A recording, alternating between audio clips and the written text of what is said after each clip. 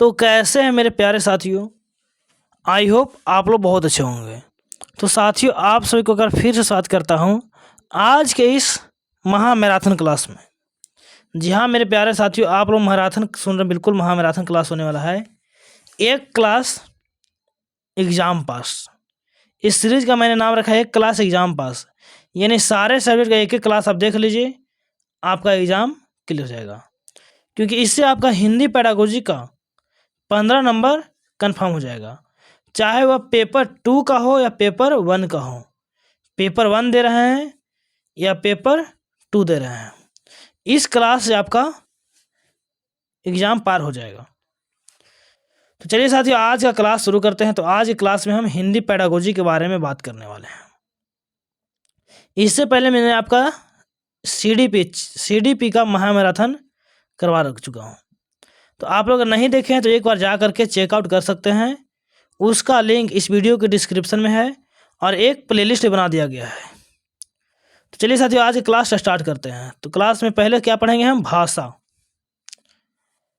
ठीक है, क्योंकि हिंदी में पहले भाषा से शुरू करेंगे हम और इससे आपका प्रश्न बनता है। तो भाषा क्या है? तो भाषा हमारे विचारों को व्यक्त करने तथा दूसरों के विचारों को समझने का एक साधन है। भाषा क्या है? तो हमें किसी का विचार को हम व्यक्त करते हैं, अपने विचार को व्यक्त करते हैं। यानी हम अपना विचार व्यक्त कर रहे हैं आपके सामने कि इससे आपका क्लास पास हो जाए। ठीक है, और आप क्या कर रहे हैं? भाषा के माध्यम से हमारा बात को समझ रहे हैं, हमारा विचार को समझ रहे हैं। तो यही क्या है? भाषा है। ठीक है, केवल संप्रेषण का माध्यम नहीं, इसके कुछ अन्य प्रकार हैं। यानी कह रहा है कि भाषा केवल संप्रेषण का माध्यम नहीं है, एक दूसरे से बात कहने का, सुनने का माध्यम नहीं है, बल्कि इसका कुछ अन्य प्रकार भी है। नेक्स्ट पॉइंट है, भाषा विचारों के आदान प्रदान के साधन के रूप में। ठीक है, किस प्रकार में है? तो भाषा विचारों के आदान प्रदान के साधन के रूप में काम करता है। उसके बाद भाषा सामाजिक जीवन के सार्थक करने के रूप में काम करता है। भाषा ज्ञान प्राप्ति के साधन के रूप में काम करता है। यानी आपको ऊपर में बोले कि भाषा केवल संप्रेषण का माध्यम नहीं है, बल्कि क्या है? यह सामाजिक जीवन को सार्थक करने के रूप में भी काम करता है। साथ में भाषा हमें ज्ञान प्राप्ति के साधन के रूप में भी काम करता है। चलिए बढ़ते हैं आगे हम। भाषा साहित्य, कला, संस्कृति और सभ्यता को विकसित करने की सहायक के रूप में। भाषा किस रूप में काम करती है? तो साहित्य हो गया, कला हो गया, संस्कृति हो गया और सभ्यता हो गया, इन सब को विकसित करने के सहायक के रूप में काम करता है भाषा। उसका नेक्स्ट पॉइंट है कि लिपि भाषा का लिखित रूप होता है। भाषा का लिखित रूप को लिपि कहते हैं। क्या कहते हैं? लिपि। अर्थात लिपि क्या है? तो लिपि जो है भाषा का लिखित रूप होता है। भाषा और लिपि के बीच कोई निश्चित संबंध नहीं होता है। ध्यान दीजिएगा कि भाषा और लिपि के बीच कोई निश्चित संबंध नहीं होता है।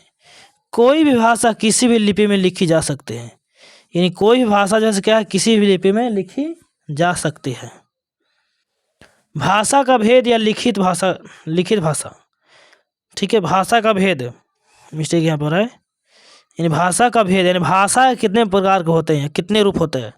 ठीक है, तो देखिए भाषा कितने रूप होते हैं? लिखित भाषा, मौखिक भाषा और सांकेतिक भाषा। अर्थात भाषा का 3 रूप होते हैं और इसमें भी कहीं कहीं बुक में आपका भाषा का मुख्य रूप से 2 ही रूप मिलता है। कौन कौन?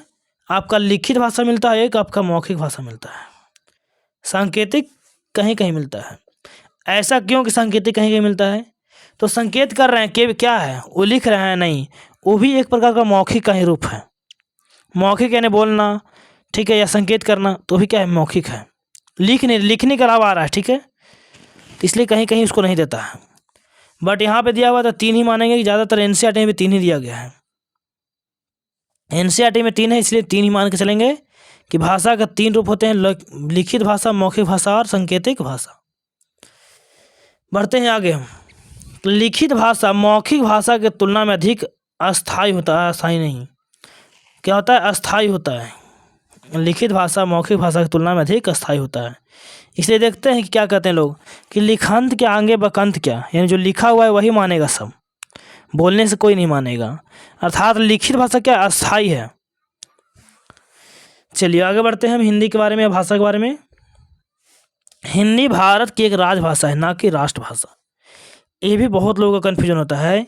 बहुत लोगों को लगता है कि देखो हिंदी क्या है, हमारी राष्ट्रभाषा है। हम हिंदी क्या है, राष्ट्रभाषा। पूछे कि भारत का राष्ट्रीय भाषा कौन सा है। अभी मैं कह रहा हूँ कि अधिकांश लोग जो पढ़ रहे अच्छे लिखे अच्छे खासे जो कम्पिटिटिव एग्जाम का तैयारी कर रहे हैं उसमें से अधिकांश लोग को भी पता नहीं होगा। मैं ऐसा नहीं कर सभी को, लेकिन अधिकांश लोग का पता नहीं होगा। और अपने आस पास में पूछ के भी देख लीजिएगा कि भारत का राष्ट्रीय भाषा क्या है। तो लोग बोलेंगे कि भारत का राष्ट्रीय भाषा हिंदी है, बट हमारे देश का कोई भी राष्ट्रीय भाषा नहीं है। ठीक है, ये कौन सा अनुच्छेद में लिखा होता है, 343 ए में लिखा गया है। 1963 ओला एक्ट आया था उसके अनुसार। चलिए आगे बढ़ते हैं हम। उस 1963 ओला एक्ट के अनुसार हिंदी हमारा राजभाषा क्या है, राजभाषा है, काम काज की भाषा है। चलिए बढ़ते हैं आगे हम। उसके बाद है कि संविधान की 8वीं अनुसूची में 22 भाषाएं शामिल हैं। आप जैसे नोटों पर देखिएगा, आपके पास नोट जो होता है 10 रुपया, 20 रुपया, 50 रुपया, 100 रुपया, उन्हें 22 भाषा में लिखा होता है। गिन के देखिएगा, काउंट करके। संविधान की अनुसूची में कितने भाषाएं शामिल है 8वीं अनुसूची में? तो संविधान की 8वीं अनुसूची जो है सब भाषा से संबंधित है। किस संबंधित? और उसमें हमें 22 भाषाओं को शामिल किया गया है। जब हमारा संविधान बना था तो उसमें 14 भाषा था, अभी वर्तमान में 22 भाषाएं हैं। कौन कौन ये बता देते हैं। असमिया जो असम का होता है, बांग्ला, गुजराती, हिंदी, कन्नड़, कश्मीरी, कोंकणी, मलयालम, मणिपुरी, मराठी, नेपाली, उड़ीसी जो बोलते उड़ीसी, पंजाबी, संस्कृत, सिंधी, तमिल, तेलुगु, उर्दू, बोडो, संथाली, मैथिली और डोंगरी। ये सब क्या है, हमारे 22 भाषा है। तो क्या सर ये पूछेगा? तो ये बिल्कुल नहीं पूछेगा। ये आपको कम्पिटिटिव एग्जाम में पूछ सकता है, लेकिन यहाँ पे नहीं पूछेगा।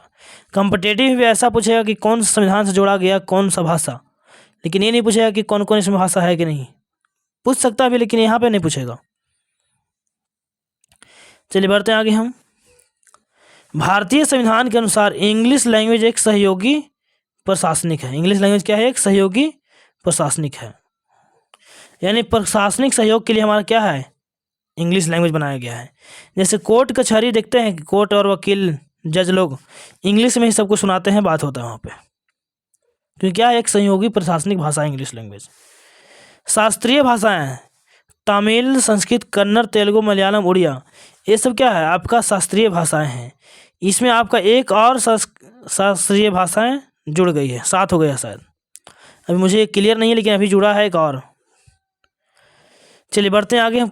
आरटी मातृभाषा के माध्यम से अधिगम की अनुशंसा क्लास 8 तक के लिए करता है। आरटी क्या कहता है? आरटी कहता है कि राइट टू एजुकेशन एक्ट, कि बच्चे को 8 क्लास तक, 8वीं क्लास तक अधिगम कैसा होना चाहिए, तो किस भाषा में होना चाहिए, तो मातृभाषा में होना चाहिए। कैसे होना चाहिए? मातृभाषा के माध्यम से होना चाहिए 8वीं क्लास तक। इसी को लेकर के आपका विधानसभा का सत्र बिहार में पूछा गया कि बताइए महोदय, जो आरटी का उल्लंघन किया गया है, कहीं पे अगर मान ले जॉब करता इंसान तो अधिकार है, मानते हैं कहीं पे हम जॉब कर सकते हैं, हमारा अधिकार है, मौलिक अधिकार। लेकिन बच्चे का जो आरटी एक्ट का जो अधिकार है उसका छीना जा रहा है।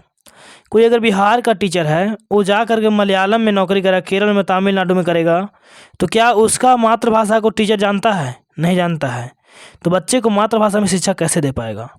उसी प्रकार से कोई केरल का, उत्तर प्रदेश का, राजस्थान का लोग आ रहा है, तो क्या हमारा मगही क्षेत्रीय भाषा जानेगा वो? ठीक है, तो ऐसा ही का इसलिए बात उठाया गया था, क्योंकि आरटी कहता क्या कि 8 क्लास तक अधिगम कैसा होना चाहिए, मातृभाषा में होना चाहिए। चलिए बढ़ते हैं आगे हम। भाषा शिक्षा की कुछ अवधारणाएं हैं। भाषा शिक्षा की अवधारणाएं, अब क्या है अवधारणाएं, आगे पढ़ते हैं। चुनौतीपूर्ण अवधि की परिकल्पना। भाषा शिक्षा की क्या अवधारणा है कि चुनौतीपूर्ण अवधि का परिकल्पना किया जाए, बोधगम्य निवेश, उसके बाद सकारात्मक पुनर्बलन, पॉजिटिव रिइंफोर्समेंट दिया जाए बोधगम्य। ठीक है, यानी अधिगम के अवधारणा के लिए, शिक्षण अधिगम की अवधारणा के लिए। चलिए यहाँ से आपका 1 नंबर बनता है भाषा अर्जन एवं भाषा अधिगम से। तो यहाँ से अपना 5 ज्ञान इंद्रियां को एक्टिव कर लीजिए, और अगर सोए हुए हैं तो थोड़ा बैठ जाइए और कॉपी कलम से लिखिए, क्योंकि सफलता जो लोग बैठ कर पढ़ते हैं सोने वाले के मुकाबले 25% ज़्यादा पाने का चांस रहता है, क्योंकि सोने वाले का इफिशियंसी उससे 25% से 30% डाउन हो जाता है। चलिए बढ़ते हैं आगे। भाषा अर्जन। भाषा अर्जन क्या है? तो भाषा अर्जन एक ऐसी प्रक्रिया है जिसके अंतर्गत बच्चा अपने आसपास के वातावरण, परिवार में हर भाषा को सीखता है। भाषा अर्जन क्या है? एक प्रक्रिया है जिसके अंदर क्या होता है, बच्चा अपने आसपास के वातावरण से, परिवार से भाषा को सीखता है। वह दूसरों का अनुकरण करके भाषा को सीखता है। भाषा अर्जन में क्या करता है, बच्चे दूसरे से अनुकरण करके अपने परिवार से भाषा सीखता है। यह एक प्राकृतिक प्रक्रिया है। क्या है? यह एक प्राकृतिक प्रक्रिया है। इसके लिए कोई औपचारिक साधन की आवश्यकता नहीं पड़ती है। एक एक लाइन को, एक एक पॉइंट को ध्यान से दीजिएगा, क्योंकि यहाँ से एक एक पॉइंट छप जाता है। कभी ये नहीं सोचते हैं कि ये पॉइंट नहीं छपेगा, ये भी नहीं सोच सकते हैं कि क्या ये नहीं छपेगा, ये छपेगा। कोई भी लाइन छप जाएगा, लेकिन छपेगा। यह एक प्रकार की मातृभाषा या क्षेत्रीय भाषा होती है। भाषा अर्जन क्या होती है? मातृभाषा या क्षेत्रीय भाषा के रूप में होती है। यानी जब भी अगर भाषा अर्जन होगा तो उनका कभी भी सेकेंडरी लैंग्वेज यानी या लक्ष्य भाषा नहीं होगा, मातृभाषा हो सकता है। हो सकता है मातृभाषा उसका 2 को हो तो 2 भाषा भी सीख सकता है, लेकिन जैसे ही लक्ष्य भाषा आएगा तो उसे हम अर्जन नहीं कहेंगे। अर्जन क्या है? स्वाभाविक है, ठीक है, जो बच्चा अपने घर से सीखता है। चलिए उसका भाषा अर्जन से कुछ महत्वपूर्ण बिंदु, कुछ बिंदु दिया गया है भाषा अर्जन संबंधित, उसके ऊपर हम बात करते हैं। भाषा अर्जन की प्रक्रिया सहज और स्वाभाविक होती है। भाषा अर्जन की प्रक्रिया कैसी होती है? सहज और स्वाभाविक होती है। इसमें किसी व्याकरण की आवश्यकता नहीं होती है। भाषा अर्जन में क्या होता है? व्याकरण की आवश्यकता नहीं होती है। भाषा अर्जन में सर्वाधिक महत्व परिवार व समाज का होता है। भाषा अर्जन में सबसे अधिक महत्व किसका होता है? परिवार और समाज का आवश्यकता होता है। ये ध्यान दीजिएगा कि भाषा अर्जन कैसी होती है? सहज और स्वाभाविक। सहज और स्वाभाविक कैसे होती है? सहज और स्वाभाविक। इसमें व्याकरण की आवश्यकता नहीं होती, नॉट, इसमें व्याकरण की जरूरत नहीं पड़ता है। भाषा अर्जन में सर्वाधिक महत्व किसका होता है? परिवार का होता है और समाज का होता है। भाषा अर्जन ग्रुप में मातृभाषा का अर्जन होता है। भाषा अर्जन ग्रुप में किस भाषा का अर्जन किया जाता है? भाषा अर्जन में तो मातृभाषा का अर्जन किया जाता है। तो आप यहाँ पे देख रहे हैं मातृभाषा मातृभाषा मातृभाषा, तो वही मातृभाषा होता क्या है एग्जैक्टली उसके बारे में पढ़ लेते हैं, ठीक है। नहीं जानेंगे तो भाई मातृभाषा के रूप में होता है, मातृभाषा के रूप में होता है। मातृभाषा क्या है भाई? दिया भी है कि मातृभाषा क्या है, ठीक है। चलिए किसी व्यक्ति के लिए भाषा का पहला रूप, मातृभाषा क्या होता है? किसी भी व्यक्ति के लिए भाषा का पहला रूप। अतः बच्चों के घर में बोले जाने वाली भाषा मातृभाषा कहलाती है। मातृभाषा क्या है? तो किसी व्यक्ति के लिए भाषा का पहला रूप, अतः बच्चों के घर में बोली जाने वाली भाषा कहते हैं मातृभाषा। मातृभाषा की परिभाषा दिया गया है, तो यहाँ पर अर्जुन नहीं होगा, अर्जन होगा। भाग अर्जुन भाग, वो नहीं करना यहाँ पे। चलिए पहले समझ लिया। भाषा अर्जन एक ऐसी प्रक्रिया है जो बिल्कुल स्वाभाविक है। भाषा अर्जन कैसा है? बिल्कुल स्वाभाविक है। सामान्यतः बच्चा मातृभाषा का अर्जन परिवार से ही कर लेता है। क्या करता है? मातृभाषा का अर्जन परिवार से ही कर लेता है, ठीक है। स्कूल आने से पहले ही मातृभाषा में अपनी बात को, देखिए यहाँ पे गलती हो गया है, मातृभाषा में अपनी बात को वह समझाने में सक्षम होता है। क्या होता है? बात को समझाने में या समझने में सक्षम होता है। तो भाषा अर्जन क्या है? तो एक स्वाभाविक प्रक्रिया, नेचुरल प्रक्रिया है जो बच्चा घर से सीखता है, ठीक है। और स्कूल आने से पहले क्या होता है? उसको समझने की क्षमता होता है उसके माध्यम से। किस भाषा में? तो मातृभाषा में। चलिए तो आप अर्जन समझ लिए, मातृभाषा समझ लिए। अब आते हैं भाषा का अधिगम। ये जस्ट उल्टा है, ठीक है, इसमें जस्ट थोड़ा सा उल्टा चलेगा आपको। करे अधिगम का तात्पर्य होता है सीखना। अधिगम के तात्पर्य क्या होता है? सीखना, लर्निंग। तो किसी भी प्रकार के अधिगम की प्रक्रिया जीवन भर चलती रहती है। क्या हम अर्जन हमेशा करते हैं? ये कन्फर्म नहीं है, इस प्रूवन नहीं है, लेकिन हम सीखते हमेशा हैं। वही कह रहा है कि किसी प्रकार की अधिगम प्रक्रिया जीवन भर चलती रहती है। इसमें औपचारिक साधनों का प्रयोग किया जाता है। इसमें क्या होता है? साधन का प्रयोग किया जाता है। भाषा अधिगम में नियम और व्याकरण का प्रयोग किया जाता है। यानी इसमें नियम का भी जोर दिया जाता है, नियम का प्रयोग किया जाता है और व्याकरण का प्रयोग किया जाता है भाषा अधिगम में। इसे द्वितीय भाषा के नाम से जानते हैं, यानी इसे लक्ष्य भाषा के नाम से भी जानते हैं। क्या जानते हैं? लक्ष्य भाषा के नाम से भी जानते हैं, लक्ष्य भाषा के नाम से जानते हैं। ठीक है, क्लियर हो गया अधिगम भी? भाषा अधिगम से कुछ संबंधित तथ्य हैं, उसके बारे में हम पढ़ेंगे। इसमें भाषा के नियम सीखे जाते हैं। क्या किया जाता है? इसमें भाषा के नियम सीखे जाते हैं। भाषा अधिगम औपचारिक शिक्षा के द्वारा किया जाता है। भाषा अधिगम किसके द्वारा किया जाता है? तो औपचारिक शिक्षा के द्वारा किया जाता है। भाषा अधिगम विद्यालय से प्रारंभ होता है। देखिए, जो भाषा अर्जन आपका घर से प्रारंभ हो जाता है, लेकिन भाषा अधिगम कहाँ से प्रारंभ होता है? अधिगम आपका विद्यालय से प्रारंभ होता है। ठीक है, भाषा अधिगम में बच्चों को प्रयास करना पड़ता है। भाषा अधिगम क्या होता है? बच्चों को प्रयास करना पड़ता है, एफर्ट डालना पड़ता है। इसमें व्याकरण की आवश्यकता होती है। भाषा अधिगम में क्या होता है? व्याकरण की आवश्यकता होती है। भाषा अधिगम में शिक्षक विद्यालय पाठ्य पुस्तक की भूमिका रहती है। भाषा अधिगम में क्या होती है? शिक्षक की भूमिका होती है, पाठ्य पुस्तक की भूमिका होती है, विद्यालय की भूमिका होती है। चलिए बढ़ते हैं भाषा अधिगम के प्रकार के ऊपर।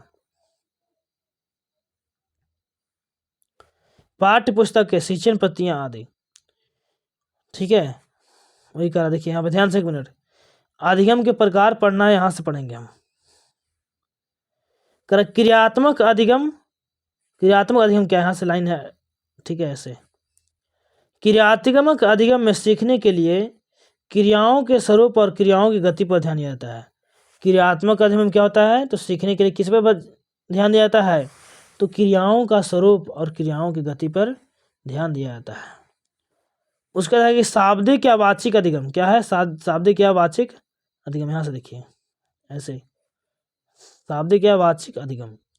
शाब्दिक या वाचिक अधिगम या सीखने में संकेतों, चित्रों, शब्दों, अंकों आदि के माध्यम से सीखना होता है। क्या होता है? शाब्दिक या वाचिक अधिगम में संकेत के माध्यम से, चित्र के माध्यम से, शब्द के माध्यम से सीखा जाता है। चलिए, उसका आपका आता है विचारात्मक अध्ययन। क्या है? विचारात्मक अधिगम। विचारात्मक अधिगम में व्यक्ति समाज में दैनिक जीवन को अनुभव को देखकर या सुनकर और विचार कर सीखते हैं। कैसे सीखते हैं? दैनिक जीवन में अनुभव को देखकर या सुनकर या विचार करके सीखा जाता है। चलिए साथियों, आपने पढ़ लिया यहाँ तक। अब एक अंतर आता है भाषा अर्जन और अधिगम के में। क्या अंतर है? किस चीज़ का अंतर होता है? दोनों में क्या अंतर होता है कि दोनों में, एक में एफर्ट लगाना पड़ता है, एक में बिना एफर्ट के हो जाता है। एक में नियम की जरूरत है, व्याकरण की जरूरत है, एक ही होता है उसमें कोई व्याकरण, कोई नियम की जरूरत नहीं होता है। ठीक है, तो देखिए, भाषा अर्जुन नहीं भाई, अर्जन। तो भाषा अधिगम और अर्जन में मुख्य अंतर होता है वातावरण। किसका होता है? वातावरण का। मातृभाषा हमेशा क्या होता है? अर्जित की जाती है। ध्यान दीजिएगा कि मातृभाषा क्या होती है? हमेशा अर्जित की जाती है। बच्चा एक से अधिक भाषाएं भी अर्जित कर सकता है वातावरण से। नहीं, अर्जन एक से अधिक कर सकता है कि नहीं? बहुत कन्फ्यूजन होता है कि भाई मातृभाषा यानी पहली भाषा, और जैसे ही लक्ष्य भाषा यानी दूसरी भाषा। नहीं, अगर उसके मातृभाषा वहाँ पे उसके आसपास में दो भाषा बोला जाता है, दोनों भाषा सीख जाएगा। मम्मी इंग्लिश बोलती है, पापा हिंदी बोलती है, मग ही बोलते हैं। ठीक है, मम्मी हिंदी बोलती है, पापा इंग्लिश बोलते हैं, तो क्या बच्चा दोनों ही सीखेगा? सीख जाएगा, बिल्कुल अर्जन कर लेगा घर से ही। चलिए बढ़ते हैं आगे हम। उसके बाद आता है आपका वाइगोत्स्की अनुसार भाषा अधिगम अर्जन के संदर्भ में विद्वानों का विचार। जो विद्वान है, वैज्ञानिक थे, मनोवैज्ञानिक, उनका क्या विचार है भाषा अधिगम अर्जन के बारे में? इसके बारे में थोड़ा पढ़ते हैं। तो उससे पहले थोड़ा पानी पी लेते हैं। देखिए, कह रहा है कि वाइगोत्स्की के अनुसार बच्चों की भाषा समाज के साथ संपर्क का ही परिणाम है, परिमाण है। क्या है? बच्चों के अनुसार जो बच्चों की भाषा है समाज के साथ संपर्क का ही क्या है, परिणाम है। भाई उसे क्या कहते हैं कि बच्चा समाज के संपर्क से ही सीखता है भाषा। जबकि पियाजे क्या कहते हैं, पियाजे के अनुसार तो भाषा अन्य संज्ञानात्मक तंत्रों की भांति, क्या कहते हैं कि भाषा अन्य संज्ञानात्मक तंत्रों की भांति परिवेश के साथ अंतःक्रिया के माध्यम से ही विकसित होते हैं। किसके माध्यम से, अंतःक्रिया करके सीखता है। उसका आता है चमोस्की साहब भाषा आदि के माध्यम के बारे में क्या कहते हैं, वो कहते हैं भाषा आने की क्षमता बालकों में जन्मजात होती है। क्या होती है, जन्मजात होती है। वह भाषा के व्यवस्था को पहचानने की शक्ति के साथ पैदा होते हैं।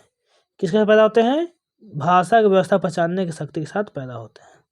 और एक बात करते हैं डिवाइस के बारे में, जिसको बोलते हैं लैड। क्या बोलते हैं, LAD, LAD, language acquisition device, भाषा अधिग्रहण यंत्र। इन्होंने एक सार्वभौमिक व्याकरण, क्या बात किए हैं, सार्वभौमिक, ठीक है, सार्वभौमिक व्याकरण की बात करते हैं। चलिए अब आते हैं भाषा शिक्षण का सिद्धांत। भाषा शिक्षण का सिद्धांत, तो क्या है सिद्धांत, तो अनुबंध का सिद्धांत या साहचर्य का सिद्धांत। क्या है, अनुबंध का सिद्धांत या साहचर्य का सिद्धांत। तो शैशवावस्था में बच्चे किसी शब्द की पहचान किसी वस्तु या व्यक्ति से उस शब्द का साहचर्य स्थापित करके सीखते हैं। बच्चे क्या करते हैं, कब, शैशवावस्था में बच्चे किसी शब्द की पहचान किसी व्यक्ति या उस शब्द का साहचर्य संबंध स्थापित करके सीखते हैं, अर्थात शैशवावस्था सीखने की प्रक्रिया मूर्त होती है। क्या करता है बच्चा, सिंबॉलिक बना लेता है कि उसके किसी से संबंध बना लेता है कि अच्छा त्रिभुज है ना, शैशवावस्था नहीं, यहाँ तक बाल्यावस्था में भी ऐसा होता है। त्रिभुज है, समासा कैसा है, त्रिभुज के जैसा है, संबंध बना लिया। क्योंकि आप पढ़ेंगे मैथ में आपको पढ़ाएंगे कि क्या क्या इसमें पढ़ना है, कैसे पढ़ना है, मैथ पेडागोजी, ठीक है। जैसे देखिए, जैसे पानी कहने के साथ साथ जब बच्चे को पानी दिया जाता है तो वह बच्चा धीरे धीरे पानी शब्द का पानी वस्तु के बीच में संबंध स्थापित करके उसे समझ लगता है। इसी को ही पानी कहते हैं। बिल्कुल सही बात है। अगर उसे पानी नहीं मिलेगा तो कि भाई पानी कहेंगे, पानी पिएगा, वो देखा ही नहीं कभी है, उसको पानी कह रहा, पानी दीजिए, समझ जाएगा कि हाँ इसका मतलब इसी को पानी कहते हैं, समझ बनाना शुरू कर दिया। उसके आता है अनुकरण का सिद्धांत। अनुकरण का सिद्धांत, इस सिद्धांत का प्रयोग बालक के आरंभिक शिक्षा में प्रभावित होता है। कौन सी शिक्षा में, आरंभिक शिक्षा। इसके अंतर्गत बालक अपने परिवार, समाज आदि का अनुकरण करके सीखता है। कैसे सीखता है, बालक समाज आदि का अनुकरण करके सीखता है। इस तरह के अधिगम में भाषा का गुण दो समाज, परिवार आदि पर निर्भर करता है। क्या करता है, परिवार आदि पर निर्भर करता है। ये क्या कहते हैं, अनुकरण। ये कब प्रभावित होता है, तो आरंभिक शिक्षा, यानी छोटा रहता बच्चा तब प्रभावित होता है। उसका आता है अभिप्रेरणा और रुचि का सिद्धांत या रिइंफोर्समेंट का सिद्धांत, यानी पुनर्बलन का सिद्धांत। किसी कार्य की सफलता हमें अभिप्रेरित करती है कि हम और बेहतर कार्य करें, और किसी कार्य की सफलता इस बात पर निर्भर करती है कि हम उस कार्य में कितनी रुचि लेते हैं। किस में निर्भर करती है कि हम उस बात में कितनी रुचि लेते हैं। अर्थात बालक का शिक्षा के प्रति रुचि और उत्साह उसे सीखने के लिए प्रेरित करती है। क्या करती है, जो बालक का शिक्षा होता है, जो रुचि होता है, उसको सीखने के लिए प्रेरित करती है। अतः शिक्षण संबंधी पाठ्य सामग्री, पाठ्य वस्तु आदि का निर्माण एवं बच्चों की रुचि के अनुसार चाहिए। ये कह रहा है कि देखिए बच्चा कब सीखेगा, जब उसे रुचि लेगा उसमें, ठीक है, क्या करेगा, रुचि लेगा, तो वो बच्चा अच्छा सीखेगा। तो उसको रुचि लेने क्या करना चाहिए, हमें सदैव पाठ्य वस्तु का निर्माण और पाठ्य सामग्री का निर्माण करते समय किसको ध्यान देना चाहिए, बच्चे की रुचि के ध्यान देना चाहिए। उन्हें बच्चे की रुचि के अनुसार ही उसका निर्माण करना चाहिए, और एवं उसे सदैव सीखते रहने के लिए प्रेरित करते रहना चाहिए। ही पुनर्बलन का सिद्धांत करता है। चलिए उसका आता है आपका कार्यशीलता का सिद्धांत। कार्यशीलता का सिद्धांत, यह सिद्धांत करके सीखने पर बल देता है। किसे बल देता है, करके सीखने पर बल देता है। जब बालक किसी कार्य को स्वतः करके सीखता है तो वह उसे जल्दी और आसानी से सीख व समझ लेता है। क्या होता है? वह उसे जल्दी से आसानी से सीख और समझ लेता है। अतः बालकों को सदैव खुद से करके सीखने के लिए प्राप्त अवसर उपलब्ध कराना चाहिए। क्या करना चाहिए? बालकों को सदैव खुद से करके सीखने के लिए प्राप्त अवसर उपलब्ध कराना चाहिए। उसके बाद देखिए क्या करा है, समझिए इसको बढ़िया से। यानी ये सिद्धांत किसे बोल देता है? लर्निंग बाय डूइंग पर। ये बहुत अच्छा सिद्धांत, ठीक है। यानी बच्चा खुद से करेगा ना, खुद से स्वयं करके, तो वह जल्दी से सीख लेगा। क्या होगा? जल्दी से सीख लेगा, समझ लेगा। इसलिए में क्या करना चाहिए? बच्चा को खुद से करने के लिए मौका मिलना चाहिए, देना चाहिए, अवसर देना चाहिए। उसके बाद आपका अभ्यास का सिद्धांत। तो किसी भी चीज़ को सीखने के लिए अभ्यास कर सबसे महत्वपूर्ण होता है। क्या होता है? अभ्यास सबसे महत्वपूर्ण होता है, क्योंकि उसी से वह हमारे व्यवहार में आती है। अगर हम जितना ज़्यादा अभ्यास करेंगे उतना ज़्यादा हम सीखेंगे। भाषा प्रयोग में अधिक से अधिक अवसर मिलने से बच्चों का भाषा विकास जल्दी हो जाता है। कह रहा है कि भाषा विकास के ज़्यादा से ज़्यादा अवसर मिलेगा तो बच्चे में भाषा का विकास ज़्यादा जल्दी हो जाएगा। उसके बाद आपका आवृत्ति का सिद्धांत। क्या करा? आवृत्ति का सिद्धांत। भाषा सीखने में आवृत्ति का बहुत महत्व है। भाषा सीखने में किसका महत्व है? आवृत्ति का महत्व है। सीखी बात को अधिक दोहराया जाएगा वह उतने ही देर तक याद रहेगी। कह रहा है कि भाषा सीखने जो सिद्धांत कह रहा है कि अगर कोई बात सीख ली है जिसको हम जितना ज़्यादा दोहराएंगे जितना बार, उतना ही वह ज़्यादा लंबे तक समय तक याद रहता है। यानी आप देखते हैं, कहते हैं कि रिविजन करो, जो पढ़ते हैं उसको ज़्यादा से ज़्यादा रिविजन करो, ज़्यादा मत पढ़ो, लेकिन जो पढ़ा उसको रिविजन करो, क्योंकि लंबे समय तक याद रखना है तो रिविजन करते रहना चाहिए। क्योंकि जिस दिन अगर रिविजन नहीं करते हैं तो आपका वो सब पढ़ा हुआ ख़त्म हो जाता है। आज के टाइम में जितने भी तैयारी करने वाले लोग हैं, चाहे वो सीटेट का तैयारी कर रहे हैं, ए स्टेट का कर रहे हैं, सुपर टेट का कर रहे हो, उसके बाद कहीं भी स्टेट कर रहे हैं, कहीं भी तैयारी कर रहे हैं, कोई भी कम्पिटेटिव एग्जाम तैयारी कर रहे हैं, वो यही गलती दोहरा रहे हैं।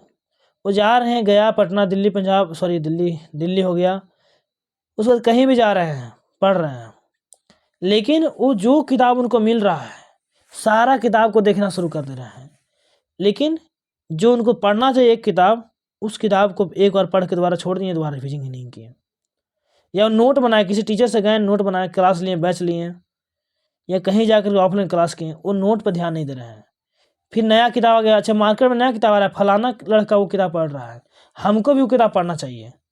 अच्छा फलाना ही पढ़ रहा है, हम वो देख लेते हैं लेकर के, कहीं उनके में से आ जाएगा। अरे नहीं भाई, जो तुम पढ़ रहे हो इसी में से आएगा, लेकिन बस उसको कई बार पढ़ लो, ठीक है। वही ये बात कर रहा है कि देखिए जितना ज़्यादा हमें दोहराएंगे, बहुत अधिक दोहराया जाएगा तो उतने ही देर तक याद रहेगी। इसलिए भाषा शिक्षा में पुनरावृत्ति पर विशेष ध्यान दिया जाने की आवश्यकता होती है। आवृत्ति, ठीक है, पुनरावृत्ति। चलिए उसके बाद अनुपात और क्रम का सिद्धांत। भाषा कौशल का चारों प्रारूप श्रवण, वाचन, पठन एवं लेखन निपुणता के लिए, यहाँ पे लेखन होगा, ठीक है, लेखन निपुणता के लिए अभ्यास क्रम के समान अनुपात बनाए रखने पर जोर देता है। किस समय जोर देता है? क्रम में समान अनुपात बनाए रखने पर जोर देता है। उसके बाद आता है कि शिक्षण कैसे होना चाहिए? शिक्षक नहीं, शिक्षण क्या होना चाहिए? शिक्षण। तो शिक्षण त्रिआयामी होना चाहिए। देखिए क्या जो है ना यहाँ पर न होगा।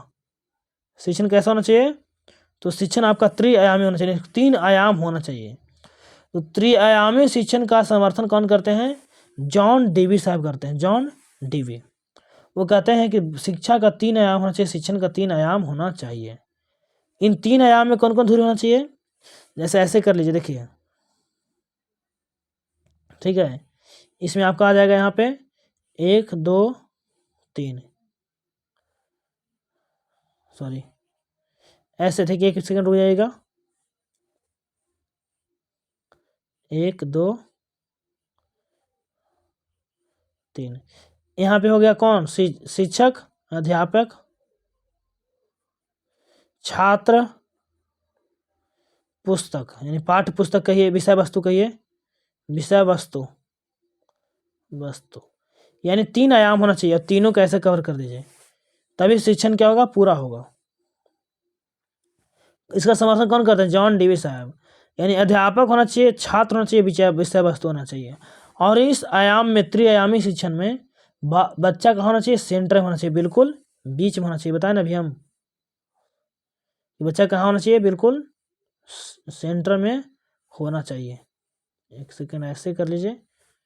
बच्चा है, बच्चा यहाँ पे हो गया शिक्षक, यहाँ पे बच्चा, यहाँ पे पाठ्य पुस्तक। चलिए उसके बाद आते हैं शिक्षण सूत्र। भाषा का शिक्षण सूत्र कैसा होना चाहिए? तो शिक्षण सूत्र कैसा होना चाहिए? ज्ञात से अज्ञात की ओर। जो बच्चा पहले से जानता है उससे जो नहीं जानता है उसकी ओर हमें शिक्षण कराना चाहिए। मूर्त से अमूर्त की ओर। जो बच्चा देख सकता है, टच कर सकता है, फील कर सकता है, उस चीज़ों के बारे में हमें शिक्षण देना चाहिए, पहले बताना चाहिए। उसके बाद जो नहीं जानता है उसके बारे में। सरल से जटिल की ओर। इन पहले बच्चा को हम सरल चीज़ देंगे, सरल आसान आसान प्रश्न देंगे, उसके बाद कठिन प्रश्न को देंगे। जैसे किसी प्राइमरी क्लास का बच्चा को हमको भिन्न को जोड़ सिखाना है, जोड़ घटाव सिखाना है, गुना भाग मैथ पढ़ा रहे हैं, तो क्या हम पहले हम डायरेक्ट भिन्न के गुना दे देंगे, फ्रैक्शन वाला गुना दे देंगे, एलसीएम दे देंगे? नहीं, पहले उसे जोड़ देंगे। जोड़ में क्या उसे पैंचा वाले हासिल वाला जोड़ देंगे डायरेक्ट? नहीं, उसे एक अंक का जोड़ देंगे। पहले कैसा देंगे हम? सरल देंगे, उसके बाद जटिल की ओर देंगे। चलिए उसका शिक्षण सहायक सामग्री, शिक्षण के लिए कौन कौन सी सामग्री सहायता करती है वो भी हमें देखना है। तो दृश्य सामग्री, तो दृश्य सामग्री जिसमें चार्ट आता है। चार्ट क्या? आपका दृश्य सामग्री। कोई बच्चा सुन नहीं रहा है तो क्या कर देंगे हम? चार्ट लगा देंगे और उसे हम शिक्षण करवा सकते हैं। उसका आता है श्रव्य सामग्री। मैंने यहाँ पे उल्टा लिख दिया, दृश्य सामग्री, ठीक है। श्रव्य सामग्री जिसको सुनने में समस्या, क्या कर देंगे? रेडियो लगा देंगे हम, रेडियो सुनेगा। भाई हम उल्टा पढ़ रहे हैं यार, हम मैंने पढ़ रहे हैं अधिगम विकार पढ़ ले, सॉरी थोड़ा माफ़ कीजिएगा, ठीक है। दृश्य सामग्री यानी दृश्य सामग्री में चार्ट आ जाएगा, हम चार्ट दिखा कर पढ़ा सकते हैं, दृश्य सामग्री में आएगा। मैं अक्षमता के ऊपर आ गया। श्रव्य सामग्री, तो सुनने वाला सामग्री कौन सा जिससे बच्चा पढ़ सकता है? रेडियो है, श्रव्य सामग्री के रूप में काम करेगा। उसके आता है दृश्य श्रव्य सामग्री जिसको बच्चा देख भी सकता है, सुन भी सकता है, जो हो गया टीवी। टीवी में क्या होता है? चित्र भी चलता है तो बच्चा देखता है, और उसमें से आवाज़ भी आता है तो बच्चा सुनता है। एक राइम्स आता है, हमारे घर में बच्चे भी देखते हैं, आप घर में देखते होंगे। चल मेरे घोड़े टिक टिक टिक, लकड़ी काठी काठी का घोड़ा, दुम उठा के दौड़ा दौड़ा दौड़ा। एक घोड़ा बच्चा सुनते रहता है, क्या होता है? देखता भी है और सुनता भी रहता है। तो क्या हो गया? दृश्य श्रव्य सामग्री होती है। उसके बाद क्रिया सहायक सामग्री। क्या है? क्रिया सहायक सामग्री। इसमें आपका आ गया फील्ड ट्रिप। क्या आ गया? Field trip. ये सबसे बढ़िया होता है, ठीक है, आपके पढ़ाई के लिए, शिक्षण के लिए सबसे बढ़िया होता है फील्ड ट्रिप। इससे बच्चा क्या होता है? करके सीखता है, क्रिया करके सीखता है इसमें, और प्रत्यक्ष अनुभव होता है। चलिए उसके बाद बढ़ते हैं कि भाषा के कार्य एवं इसके विकास में बोलने एवं सुनने की भूमिका। तो भाषा का कार्य हो गया, भाषा का विकास हो गया, उसमें बोलना और सुनना किस प्रकार की भूमिका निभाता है? तो पहले भाषा के कार्य, तो किस रूप में? अभिव्यक्ति के साधन के रूप में, अभिव्यक्ति के साधन के रूप में। भाषा व्यक्ति को अपनी आवश्यकता, इच्छा, भावनाएं आदि अभिव्यक्त करने में सहायता करती है। भाषा किस रूप में सहायता करती है? अपनी आवश्यकता, इच्छा, भावनाएं आदि अभिव्यक्त करने के में सहायता करती है, व्यक्ति का साधन। उसके बाद सामाजिक संबंध स्थापित करने में सहायक होता है।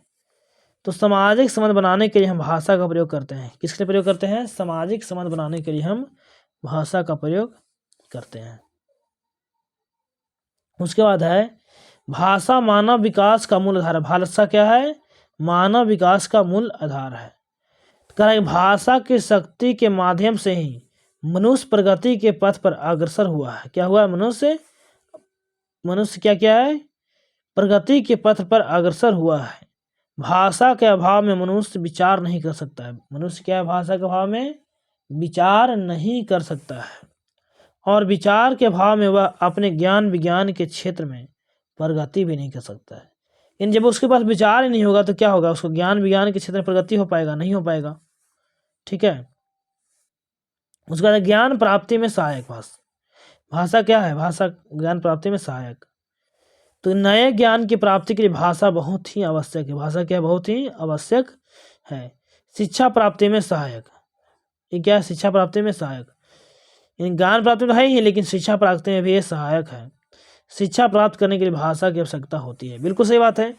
आप हमारे से शिक्षा प्राप्त कर रहे हैं तो क्या इसमें भाषा नहीं लग रहा है? सुन नहीं पा रहे हैं, इस सुनने का विकास हो रहा है। देखिए यहाँ पे, ठीक है, भाषा कार्य, सॉरी यहाँ भाषा कार्य था पहले, तो अब क्या कर रहा है? आप सुन रहे हैं। शिक्षा प्राप्ति के लिए क्या होता है? भाषा की आवश्यकता होती है। उसके बाद मानव भाषा मानव सभ्यता और संस्कृति की पहचान है। भाषा क्या है? मानव सभ्यता और संस्कृति की पहचान है। जैसे जैसे मानव समाज में अपने प्रगति की, वैसे वैसे उसकी सभ्यता और संस्कृति में विकास हुआ। ज्ञान विज्ञान के क्षेत्र में प्रगति हुई और श्रेष्ठ साहित्य का भी सृजन हुआ।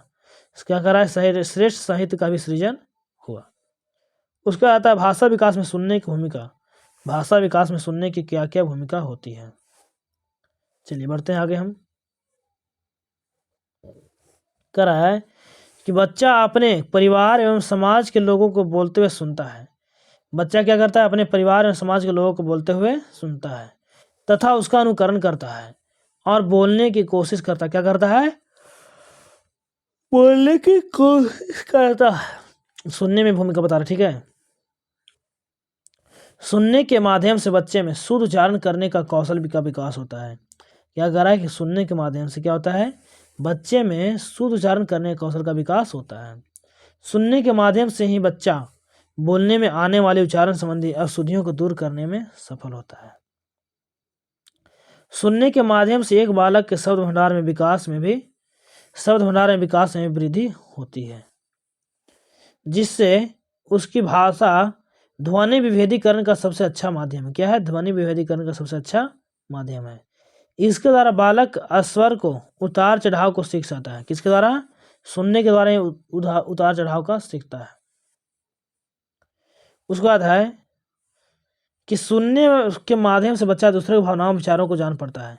सुनने के माध्यम से क्या करता है? बच्चा अपने दूसरे की भावना विचार को जान पाता है कि उसके मन में क्या चल रहा है, उसके कैसा विचार है।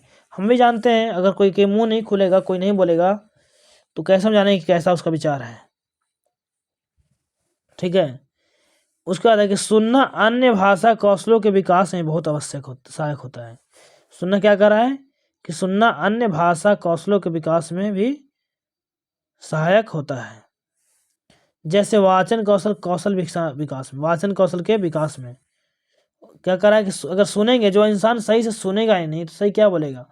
कोई बोल रहा है कुछ और सुना नहीं, उस पर डायरेक्ट रिएक्शन कर दिया, तो इस क्या हो गया? उसको मार खाएगा, उसका मुंह जो है पान भात हो जाएगा, लाल हो जाएगा, क्योंकि सुनेगा कुछ और बोलेगा कुछ।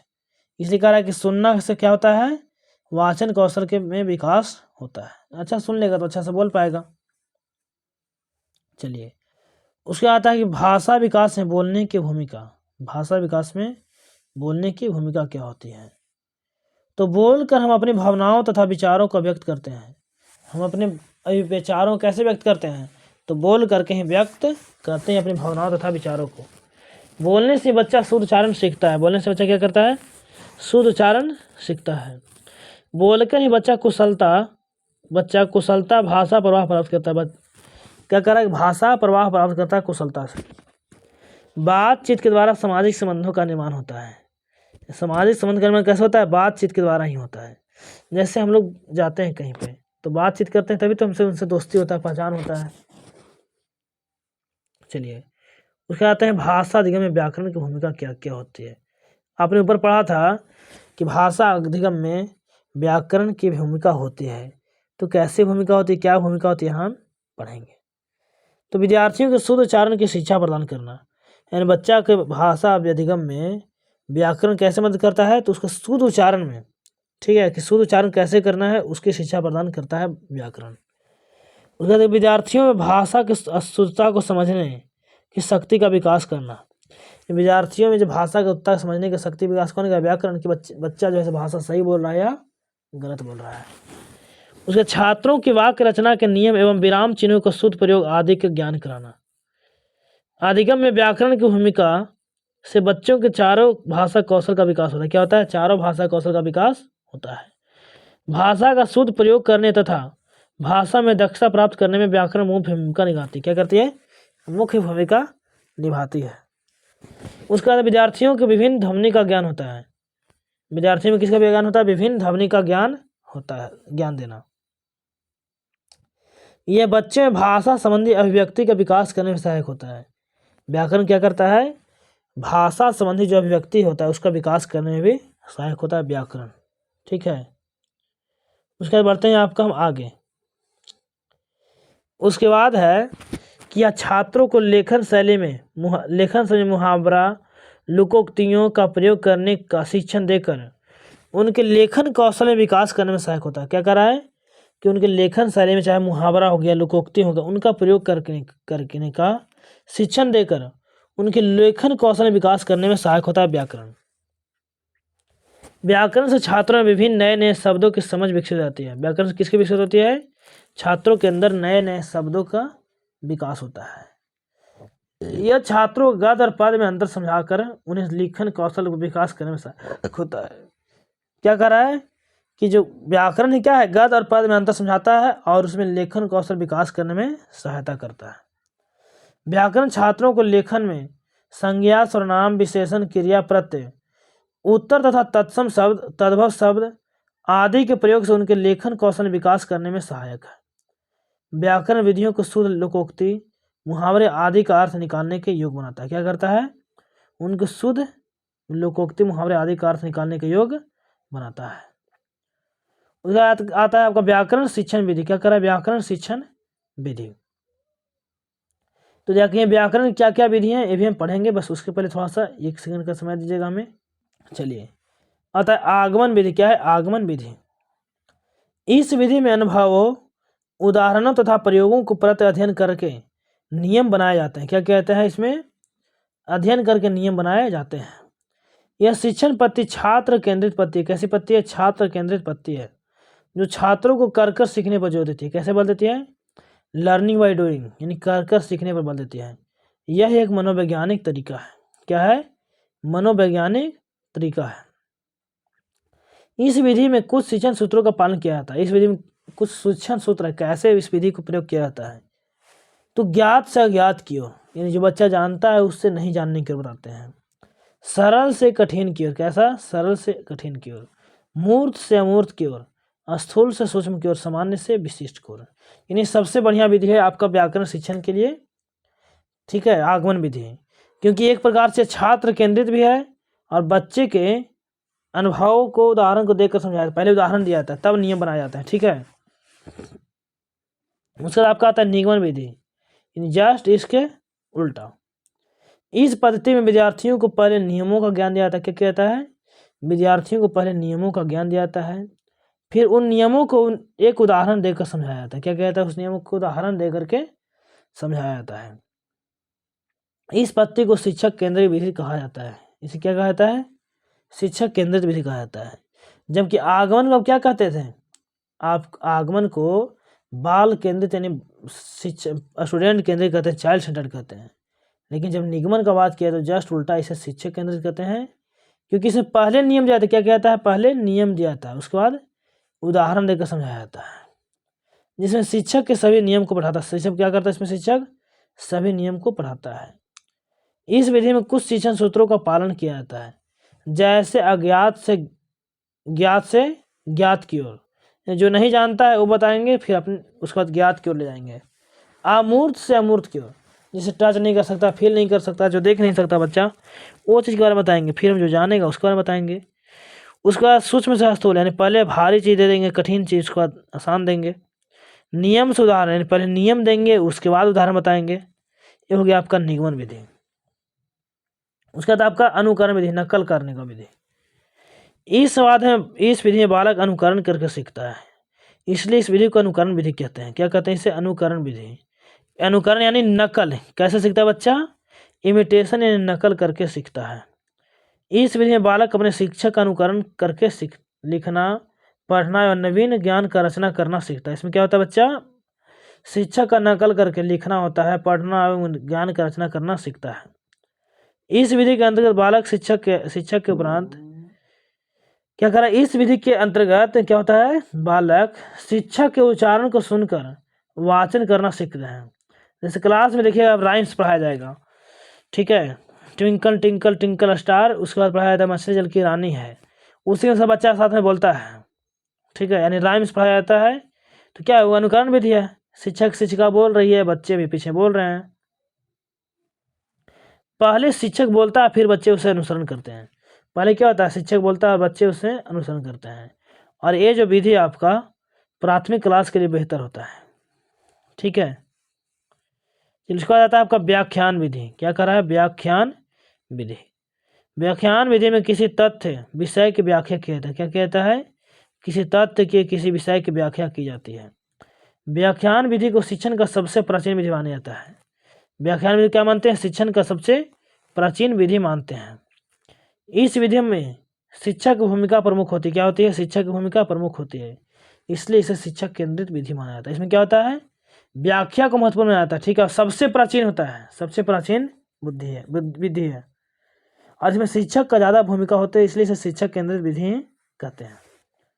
उसके बाद आता है आपका भाषा संसर्ग विधि। भाषा संसर्ग विधि यह एक व्याकरण शिक्षण की विधि है। इस विधि में रचनाओं के माध्यम से व्याकरण का ज्ञान दिया जाता है। इसमें क्या होता है, रचनाओं के माध्यम से व्याकरण का ज्ञान दिया जाता है। प्राथमिक कक्षाओं है तो यह विधि काम में ली जाती है। किस विधि कक्षाओं के लिए जाता है, प्राथमिक कक्षाओं के लिए। क्यों, क्योंकि इसमें पहले हम रचनाओं के माध्यम से ही व्याकरण का ज्ञान देते हैं। इस विधि के द्वारा छात्रों को अच्छे लेखन की पुस्तकों के माध्यम से व्याकरण की ज्ञान दिया जाता है। तो साथियों, यहाँ तक आपने भाषा का विधि पढ़ लिया, शिक्षण का व्याकरण शिक्षण का विधि पढ़ लिया। उसके बाद बढ़ते हैं हम अब बहुभाषिकता के बारे में, कि कैसे बहुभाषिकता एक संसाधन के रूप में कार्य करता है या बाधा के रूप में कार्य करता है। तो जान लीजिए कि बहुभाषिकता क्या एक संसाधन है, तो कैसे करता है देखेंगे हम। चलिए बढ़ते हैं आगे। हम करें बहुभाषिक कक्षा विद्यार्थियों के शब्द भंडार में वृद्धि करती है। बहुभाषी क्या करती है, तो विद्यार्थियों के शब्द भंडार में वृद्धि करती है। बच्चे अपने विचारों को अपनी मातृभाषा में सहज रूप से व्यक्त करते हैं। बच्चे अपनी मातृभाषा कैसे व्यक्त करते हैं, सहज रूप में व्यक्त करते हैं, जिससे अपने मौखिक कौशल का विकास होता है। जिससे क्या होता है, उनके मौखिक कौशल का विकास होता है। बहुभाषिकता का गुण बच्चों में रचनात्मकता का विकास करने में सहायक होता है। बहुभाषिकता क्या होता है, बच्चे की रचनात्मकता का विकास करने में सहायक होते हैं। चलिए उसके बाद बढ़ते हैं हम। कक्षा में विभिन्न भाषाओं का प्रयोग करना सांस्कृतिक आदान प्रदान का भी माध्यम है। क्या है, भाषाओं का प्रयोग करना क्या है, सांस्कृतिक आदान प्रदान का भी माध्यम है।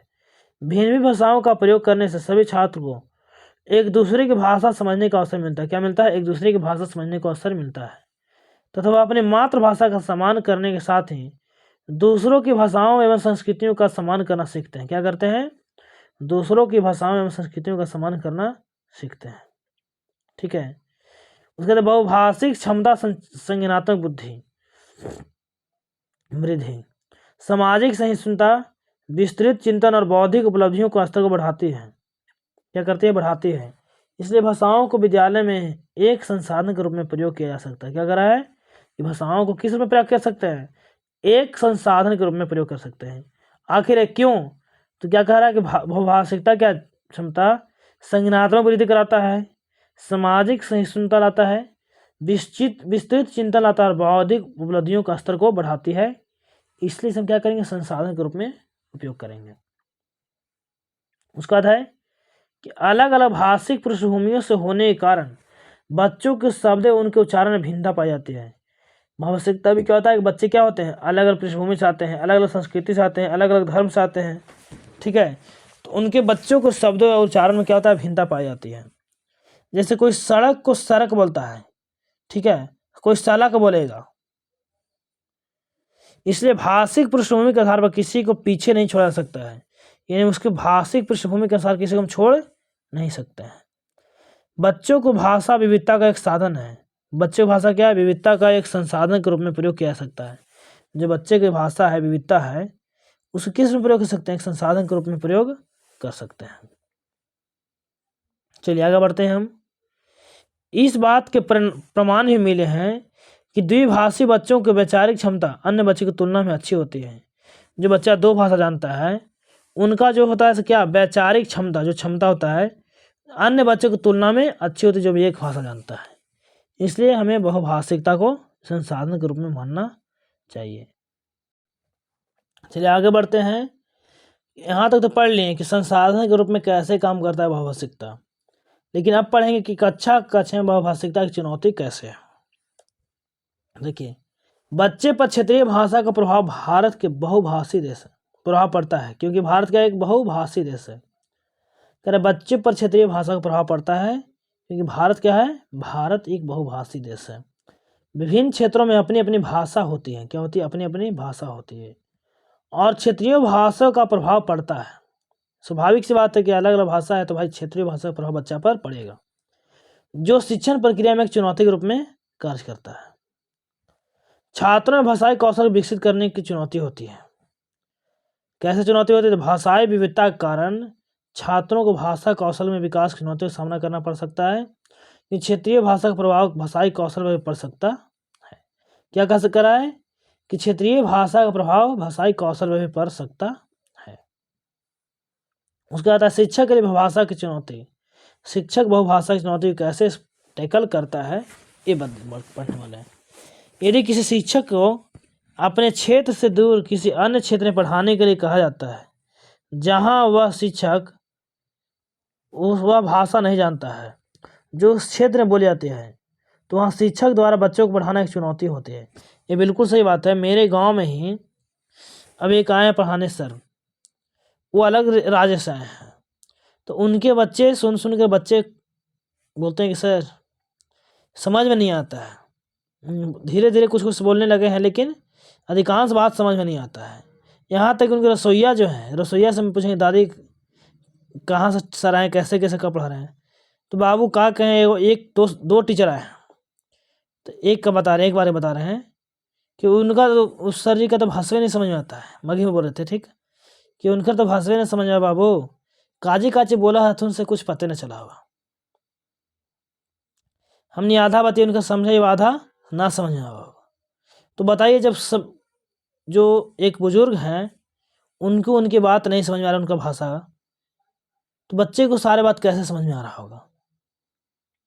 ये मैं इसलिए नहीं कर रहा हूँ कि बिहार में डोमिसाइल नहीं है या मुझे इससे कोई दिक्कत नहीं है, मुझे लेना देना है। मैं इसलिए कर रहा हूँ कि कहीं भी राज्य में हो तो कम से कम शिक्षा का क्षेत्र में जहाँ भी विद्यालय हो वहाँ पे डोमिसाइल होना चाहिए, चाहे किसी भी राज्य में हो। क्योंकि बाकी जगह तो कैसे मैनेज हो जाएगा, लेकिन यहाँ बच्चों की बात है तो बच्चा मैनेज नहीं कर पाएगा। रोजगार की बात नहीं है, बच्चे का ज़िंदगी का इसमें सवाल है, शिक्षा का बात है।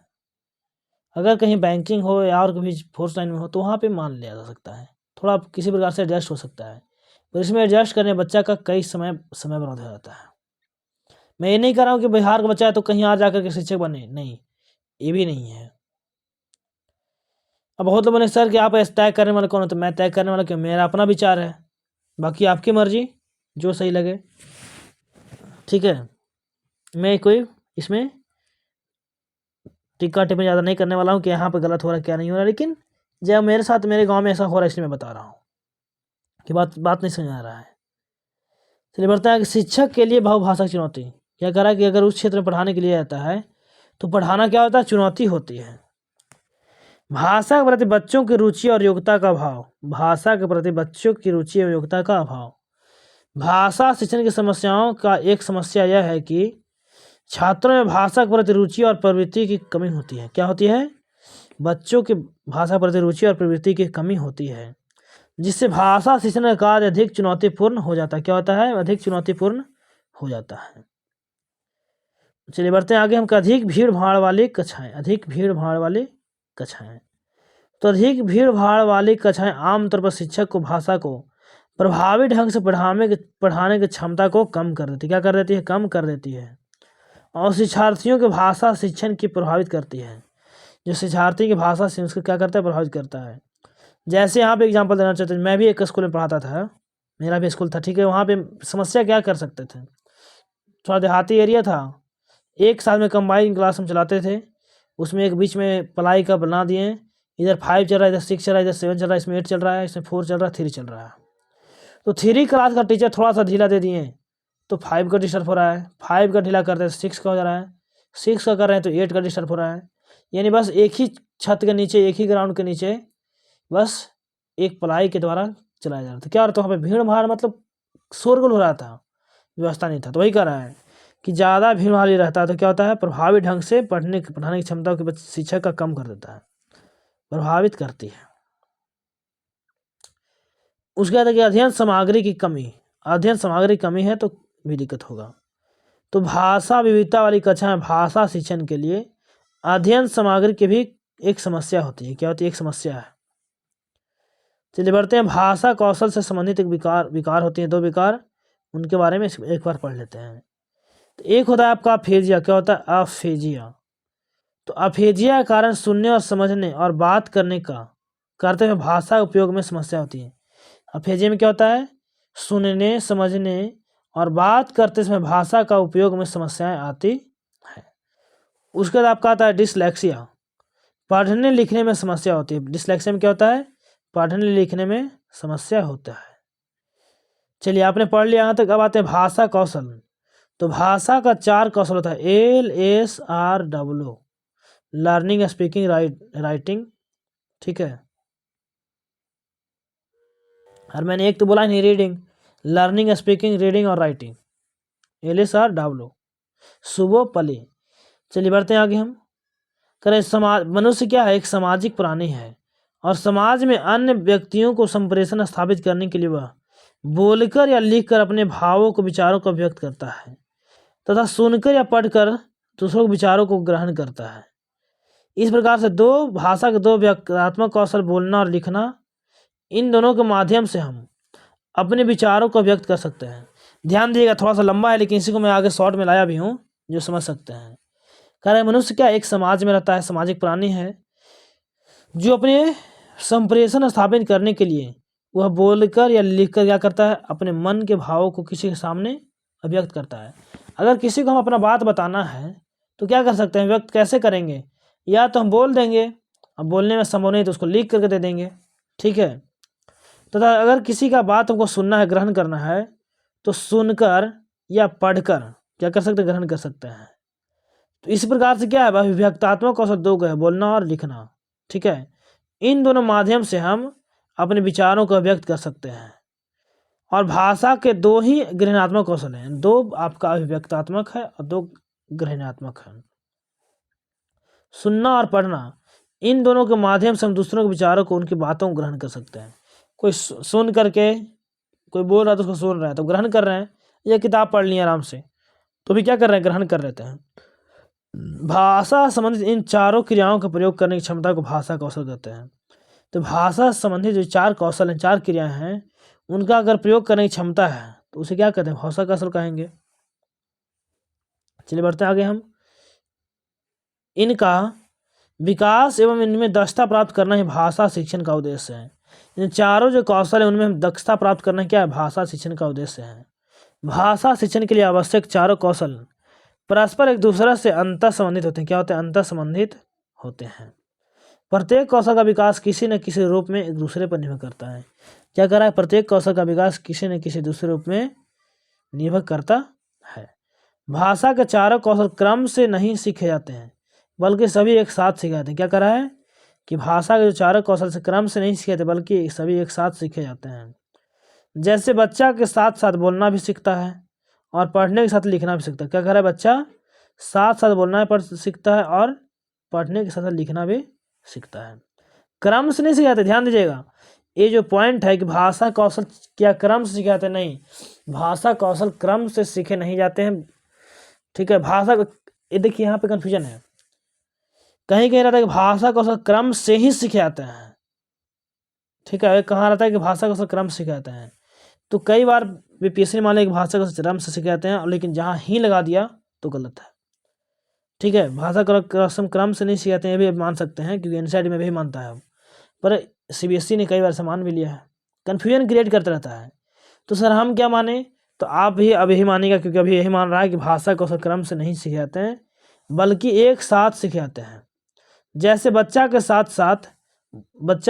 साथ बोलना भी सीख रहा है, ठीक है, और पढ़ने के साथ साथ लिखना भी सीखता है, ठीक है। सुनने के साथ, यहाँ पे उल्टा लिखा गया है, सुनने के साथ साथ बोलना भी सीखता है। सुनेगा तो अच्छा बोलेगा और पढ़ेगा तो अच्छा लिखेगा भी।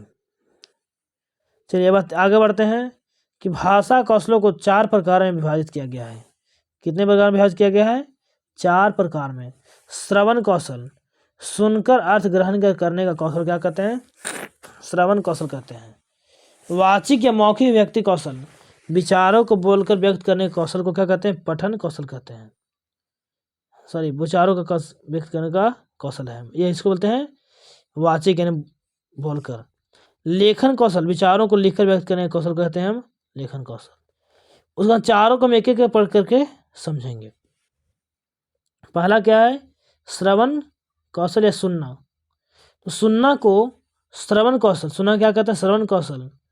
तो ये भाषा को श्रवण कौशल के माध्यम से ग्रहण किया जाता है। कैसे? तो भाषा कैसे ग्रहण किया जाता है? तो श्रवण कौशल के माध्यम से ग्रहण किया जाता है।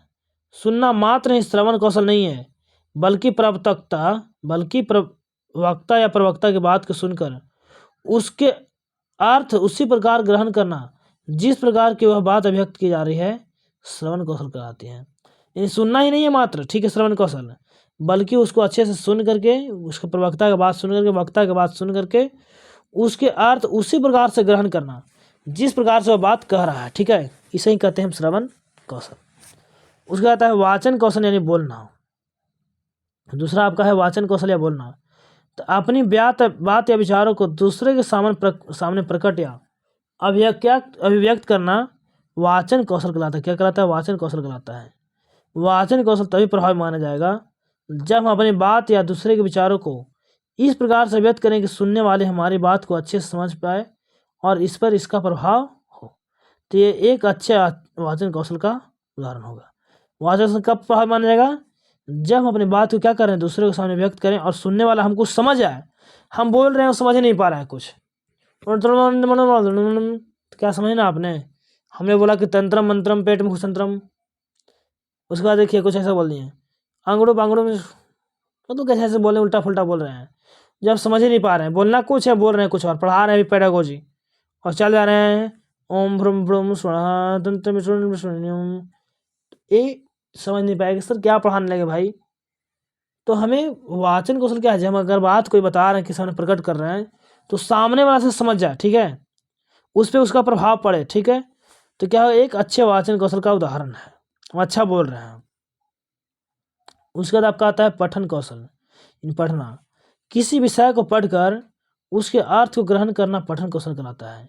यानी कोई हम पढ़ रहे हैं, उसका क्या अर्थ को समझ पा रहे हैं, यानी किताब ऐसे रीडिंग दे रहे हैं, उसको समझ ही नहीं पा रहे हैं क्या कर रहा है, ध्यान है कहीं और, आराम से किताब पढ़ रहे हैं और हमें ध्यान है वॉलीबॉल खेलने पर, हमें ध्यान है क्रिकेट खेलने पर, ठीक है, तो क्या होगा? हम उसका अर्थ समझेंगे? बिल्कुल नहीं समझ पाएंगे। तो ही कह रहा है कि किसी विषय को पढ़कर उसके अर्थ ग्रहण करना पठन कौशल कहलाता है।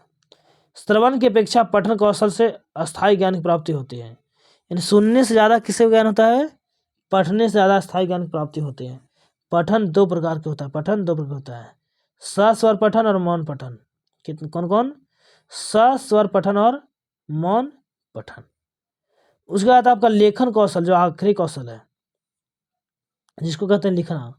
तो अपने विचारों या बातों को लिखकर व्यक्त करना लेखन कौशल कहलाता है। लेखन कौशल क्या है? तो अपने विचारों को लिख कर या व्यक्त करके लिखना लेखन कौशल है। इस कौशल में भाषा को स्थायित्व दिया जाता है। इसमें क्या किया जाता है? भाषा को स्थायित्व दिया जाता है। इसमें वर्तनी या शुद्धता को अधिक महत्व दिया जाता है। इसमें किसको महत्व दिया जाता है? वर्तनी या शुद्धता को महत्व दिया जाता है, ठीक है। देखिए चारों कौशल में आपका अभिव्यक्तात्मक कौन है? ध्यान दीजिएगा। तो बोलना और लिखना क्या आपका अभिव्यक्तात्मक कौशल है। उसके बाद ग्राम्यात्मक कौशल कौन सा है? ग्रह में नीचे लगता, ठीक है, यहाँ ध्यान दीजिएगा, ग्रह में नीचे ग्राम्यात्मक कौशल। तो पढ़ना और सुनना क्या है? ग्राम्यात्मक कौशल। पढ़ना सुनना क्या है? ग्राम्यात्मक कौशल। उसका आता है लेखन के प्रकार, यानी लेखन के प्रकार, रीडिंग के प्रकार, सॉरी रीडिंग के प्रकार, हम लेखन बोल रहे हैं। तो स्कीमिंग, जब पाठक पाठ्य सामग्री का केंद्रीय भाव तथा सार खोजने के लिए तेजी से पढ़ता है, यानी सरसरी दृष्टि से कहते हैं, ठीक है, तेजी से पढ़ता है, लेखक उद्देश्य तथा लिखने की व्यवस्था को समझना चाहता है, तो यह प्रक्रिया क्या है? स्कीमिंग है, ठीक है। स्कीमिंग रीडिंग के अंदर आती है। जैसे न्यूज़पेपर पढ़ना। स्कैनिंग रीडिंग, यहाँ पाठक किसी विशेष वाक्य पर जल्दी से पार कर जाता है। स्कीमिंग मतलब क्या होता है? सरसरी दृष्टि से पढ़ना। न्यूज़पेपर कैसे पढ़ते हैं? क्या हम डीपली से पढ़ते हैं? ऐसे पढ़ते हैं, सोने का भाव 10%, 5% सस्ता हुआ, कार महंगा हुआ, तो रोहित शर्मा ने 400 रन मारा, 400 रन मारा, मतलब ऐसे नहीं पढ़ते हैं, अभी तो 400 रन तो मारे नहीं है रोहित शर्मा ने। यानी ऐसे इंडिया ने ऑस्ट्रेलिया को हरा दिया पहले मैच में, गवा का ढकबन तोड़ा था, फिर से गवा का ढकबन तोड़ा, ऐसे पढ़ते हैं लगातार, मतलब नहीं समझते नहीं है, लगातार पढ़ते रहते हैं। चलिए क्या करा है कि उसको हम जल्दी से पार करते हैं जानकारी को प्राप्त करने के लिए। किसका? जानकारी प्राप्त करने के लिए। उसके बाद आपका गहरी पढ़ाई, गहन पठन के बारीकी से और समय लेकर पढ़ाता है। इसमें क्या होता है? बारीकी से पढ़ते हैं, समय लेकर पढ़ते हैं। यहाँ पाठक को प्रत्येक शब्द का अर्थ समझना होगा। ठीक है, आप लोग भी कैसा पढ़ाई कर रहे हैं? अभी गहरी पढ़ाई कर रहे हैं, गहन पढ़ाई, हर चीज को अर्थ समझना चाहते हैं। ठीक है, चलिए बढ़ते हैं आगे हम। अतिशय अभ्यास, यह पठन, अतिशय अभ्यास कह रहा है कि यह पठन धारा प्रवाह पर अधिक बल, यह जोर देता है। किस पर बल देता है? अधिक बल देता है इसके धारा प्रवाह पर, और सटीकता पर कम। ठीक है, सटीकता पर कम। लेखन का प्रक्रिया का उपागम, बच्चों को लेखन कौशल विकास के लिए लेखन प्रक्रिया उपागम सहायक होता है। इसमें बच्चे क्रमबद्ध तरीके से सीखते हुए लेखन कौशल में दक्ष बनते हैं। किसे बनते हैं? लेखन कौशल में दक्ष बनते हैं। इसको लिखने के द्वारा लिखना सीखना कहते हैं, कह सकते हैं। क्या कह सकते हैं? लिखने के द्वारा लिखना सीखना कह सकते हैं।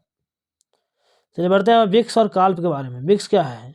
तो बेसिक इंटरपर्सनल कम्युनिकेशन स्किल, बोलते हैं बुनियादी अंतर्व्यक्ति संप्रेषणात्मक कौशल। डेली यूज में आने वाली लैंग्वेज क्या कहते हैं? विक्स कहते हैं। ठीक है, उसके आपका काल्प आता है, cognitive academic language proficiency. Formal language होती है, यह स्कूल में चलती है। कहाँ चलती है? काल्प कहाँ चलती है? स्कूल में चलती है। जबकि विक्स कहाँ चलती है? देखिए, विक्स होती है इसको घर में चलते हैं, यानी डेली यूज है, डेली यूज वाला को विक्स कहते हैं, और जो फॉर्मल होता है स्कूल में होता है उसको हम काल्प कहते हैं। यहाँ तक आपने विक्स और काल्प समझ गया। तो बढ़ते हैं मूल्यांकन। भाषा शिक्षण में मूल्यांकन क्या है? तो सीखने सिखाने के निश्चित अवधि के बाद बच्चों की वास्तविक उपलब्धि का स्तर को जांचना मूल्यांकन कहलाता है। मूल्यांकन क्या है? तो सीखने सिखाने की अवधि जो होता है उसके बाद क्या करते हैं? बच्चे का जो वास्तविक उपलब्धि है उसके स्तर को जांचते हैं, तो उसके कहते हैं मूल्यांकन। मूल्यांकन पठन पाठन प्रक्रिया का अभिन्न हिस्सा है। मूल्यांकन क्या है? पठन पाठन प्रक्रिया का अभिन्न हिस्सा है। यह एक निरंतर चलने वाली प्रक्रिया। मूल्यांकन क्या है? तो मूल्यांकन एक निरंतर चलने वाली प्रक्रिया है। आकलन और मूल्यांकन दोनों का उद्देश्य बच्चों की क्षमता, अनुभूति तथा अधिगम का मापन करना होता है। मूल्यांकन क्या उद्देश्य होता है? दोनों का उद्देश्य होता है बच्चों की क्षमता, अनुभूति तथा अधिगम के मापन करना होता है। आकलन की प्रक्रिया मूल्यांकन करने के लिए की जाती है। आकलन किसके लिए किया जाता है? तो मूल्यांकन करने के लिए की जाती है। अर्थात आकलन मूल्यांकन के दौरान होने वाली प्रक्रिया। आकलन क्या है? मूल्यांकन के दौरान ही क्या होता है? आकलन होता है। आकलन एक संक्षिप्त प्रक्रिया है, मूल्यांकन एक व्यापक प्रक्रिया है। ध्यान दीजिएगा, आकलन एक छोटा है जबकि मूल्यांकन क्या है? बड़ा है। और आकलन होता है मूल्यांकन के दौरान ही हो जाता है। आकलन के बाद मूल्यांकन किया था, पहले क्या किया था? आकलन किया था, उसके बाद मूल्यांकन यानी मूल्य का अंकन किया था। ठीक है, अब मूल्यांकन यानी मूल्य के अंकन क्यों करते हैं? ध्यान दीजिएगा, मूल्यांकन के हमारा क्या उद्देश्य है? क्या ग्रेडिंग करने के लिए? ठीक है, कि तुम स्लो लर्नर है या गिफ्टेड हो, तुम ऐसे हो, या कुछ और मकसद है? तो उसी को हम पढ़ेंगे क्या उद्देश्य है। चलिए बढ़ते हैं आगे हम।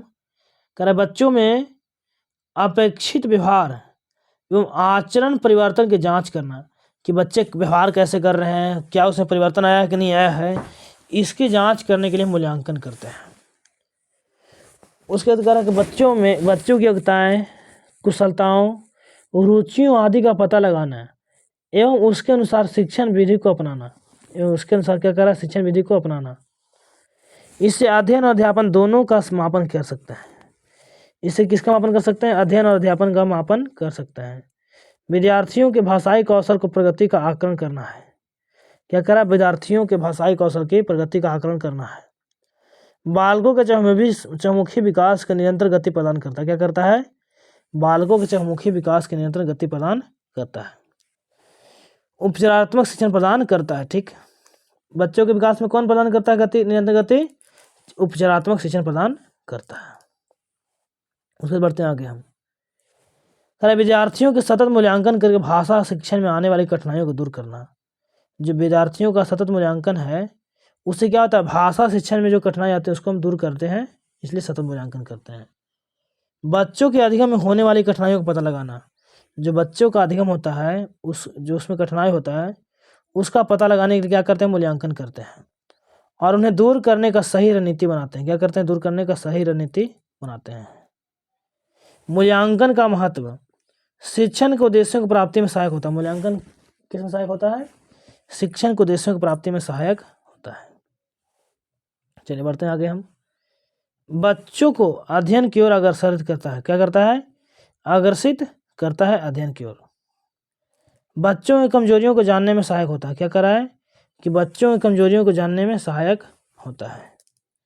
बच्चों की प्रगति में सहायक है। बच्चों की प्रगति में मूल्यांकन किस में सहायक होता है, बच्चों के जो होता है प्रगति उसमें सहायक होता है और उसको जो कमजोरी है उसके जानने में भी सहायता होता है। ठीक है।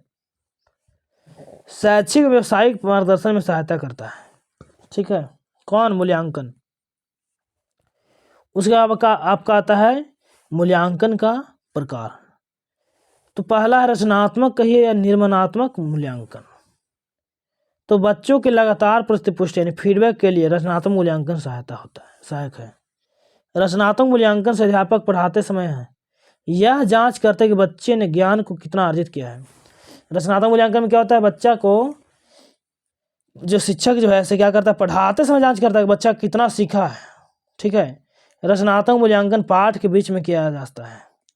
रचनात्मक मूल्यांकन कहाँ किया जाता है, पाठ के बीच में। जैसे कुछ हम पढ़ा रहे हैं, जैसे पढ़ा रहे हैं इंडस्ट्री के बारे में या ऐसे पढ़ा रहे हैं तो हम सॉइल के बारे में पढ़ा रहे हैं, तो पूछ दिए बीच में अचानक कि बाबू ब्लैक सॉइल के लिए कौन सा जो है फसल सबसे बढ़िया होता है। ब्लैक सॉइल में पढ़ा रहे हैं मिट्टी, तो पूछ दिए अचानक हम पूछ दिए कि बाबू बताओ कि भारत में कितने प्रकार का मिट्टी पाया जाता है। ठीक है। रेंगूर सॉइल को क्या कहते हैं, मिट्टी लाल क्यों होता है, पढ़ा रहे बीच में पूछ दिए। तो बच्चा का ध्यान अगर कहीं और भी घट गया होगा या ध्यान नहीं दे रहा होगा, उसको नहीं सीखा होगा, तो पूछ दिए तो उससे क्या होगा, फिर हम उसको बताएंगे तो फिर से सीख लेगा वो। तो रचनात्मक मूल्यांकन क्या होता है, क्लास के बीच में ही होता है कि बच्चा ने कितना ज्ञान को अर्जित किया। रचनात्मक मूल्यांकन के पाठ के बीच में से किया जाता है। क्या, कब किया जाता है, रचनात्मक मूल्यांकन पाठ के बीच में किया जाता है। और इसे देखिए जो आपका NEP आया है रचनात्मक मूल्यांकन पर जोर दिया है। कहा कि ऐसा नहीं कि मूल्यांकन बाद में करना चाहिए, मूल्यांकन क्लास के दौरान ही कीजिए, अधिगम के दौरान ही करते चलिए। फिर इसको बढ़ते हैं आगे, निदानात्मक मूल्यांकन। ये नहीं कि पूरा पढ़ा दिए उसके बाद हम पूछ रहे हैं। बच्चों को अधिगम सीखने के दौरान होने वाली कठिनाइयों को पता लगाना और उन कठिनाइयों का कारण पता लगाना निदानात्मक मूल्यांकन है। निदानात्मक क्या है कि जो बच्चा जो है अधिगम के दौरान जो कठिनाई हो रहा है उनका पता लगाना ही निदानात्मक है। ठीक है। उपचारात्मक तो बताया नहीं गया, शायद यहाँ पे छूट गया है, कहीं पे होगा शायद। ठीक है, यहाँ पे समझिए ध्यान से। निदानात्मक क्या है कि जो अधिगम में कठिनाई हो रहा है उसको पता लगाना क्या है, निदानात्मक, निदान कर दिए। उसके बाद आपका आता है उपचारात्मक। ठीक है। जो बच्चा का जो निदान जो कमी पता लगा है उसका उपचार करना क्या होता है, उसका दूर करना उपचारात्मक मूल्यांकन होता है। ध्यान दीजिएगा, जो निदान के द्वारा हमें कमियां प्राप्त हुआ उसको हम खत्म कर देंगे तो उसे कहेंगे उपचारात्मक। उपचारात्मक शिक्षण भी कहते हैं लेकिन मूल्यांकन भी बोल सकते हैं उपचारात्मक में। उसके बाद आपका योगात्मक मूल्यांकन, क्योंकि उपचारात्मक तो पूछता नहीं कि फिर समझ लीजिए। योगात्मक मूल्यांकन, योगात्मक मूल्यांकन सत्र के अंत में होता है। ये मूल्यांकन पर ज़्यादा जोर देता है क्योंकि थोड़ा सा मेहनत कम लगता है, सत्र के बाद होता है। अध्यापक द्वारा पढ़ाने के बाद ये देखना कि बच्चों ने ज्ञान कितना ग्रहण किया, योगात्मक मूल्यांकन कहा जाता है। यानी पूरा सत्र पढ़ा दिए फिर चेक कितना ग्रहण किया है। जैसे किसी पाठ के पढ़ाने जब अध्यापक बच्चों से प्रश्न करता है तो योगात्मक मूल्यांकन कहलाता है। या ये भी हम पूरा पढ़ा दिए, आराम से क्लास स्टार्ट किए, क्लास चैप्टर खत्म हुए बाद में पूछ रहे हैं, बच्चा कुछ बता ही नहीं पा रहा है या बता भी कोई बात नहीं है, लेकिन इसे हम कहेंगे हम योगात्मक मूल्यांकन। चलिए बढ़ते हैं बच्चों की भाषा का आकलन करने के लिए उचित तरीके। बच्चों की भाषा का आकलन करने के लिए उचित तरीके, बच्चे द्वारा विभिन्न संदर्भों में भाषा प्रयोग के अवसर देना। क्या करा है कि बच्चे द्वारा विभिन्न संदर्भ में भाषा प्रयोग के अवसर देना, इस ठीक है उसके अच्छी तरीका है।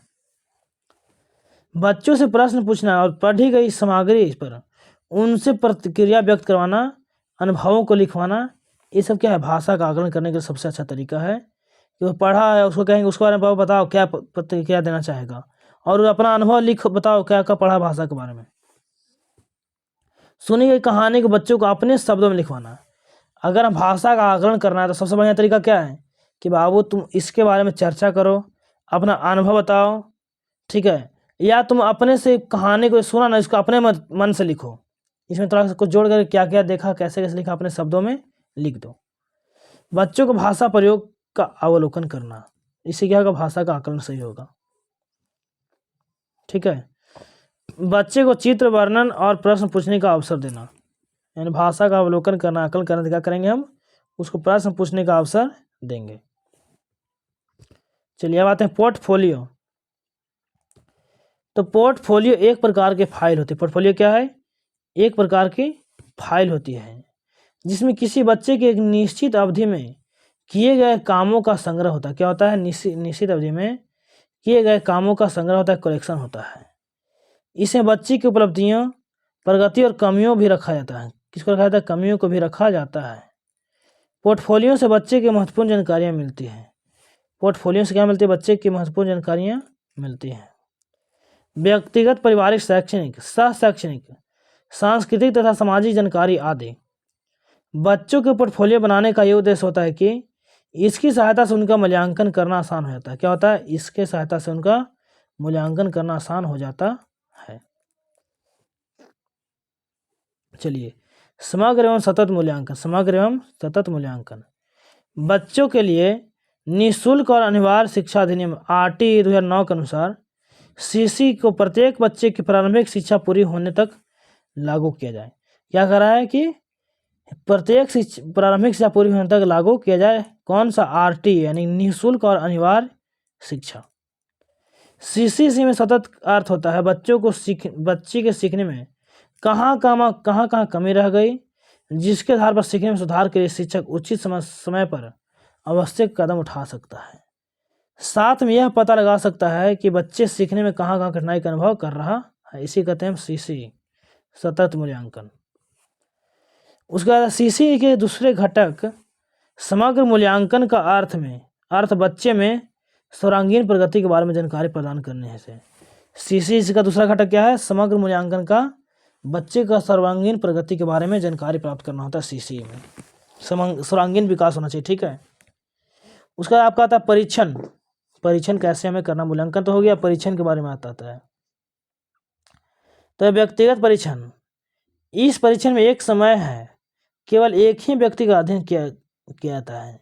इसमें क्या होता है, व्यक्तिगत परीक्षण में तो एक समय में एक ही व्यक्ति का अध्ययन किया जाता है, उसका एक ही व्यक्ति का परीक्षण किया जाता है।